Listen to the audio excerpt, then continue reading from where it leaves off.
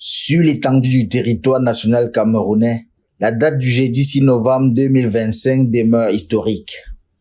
La célébration du 43e anniversaire de la cession de son Excellence Paul Biya à la magistrature suprême, cumulée à sa prestation de serment à l'issue de la présidentielle du 12 octobre 2025.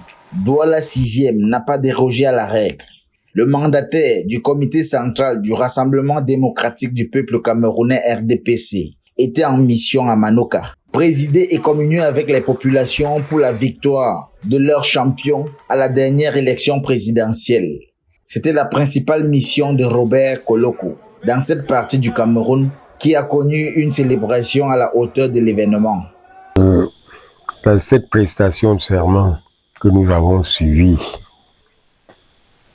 reflète l'homme, c'est-à-dire son Excellence Paul Biya, notre champion,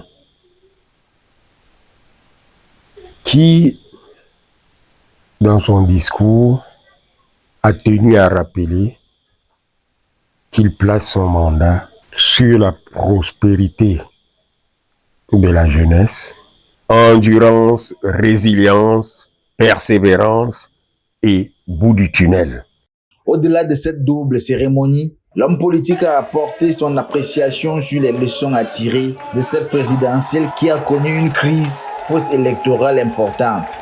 La leçon à tirer de tout ça était que vous avez en face quelqu'un qui craint Dieu. Vous avez tous suivi. Il a commencé par reconnaître que c'est grâce à Dieu et au peuple camerounais qu'il se retrouve à nouveau là. Donc il y a eu l'ignorance, il y a eu manipulation, et par l'ignorance et la manipulation, on a voulu induire le peuple camerounais en erreur, mais ceux qui ont voulu induire ne sont pas que ce que nous pensons. Ça a des racines profondes avec l'étranger. C'est un septennat marqué par un regard optimiste face aux grands mots qui minent le Cameroun, qui prend son envol dans l'espoir que les Camerounais en profiteront pleinement.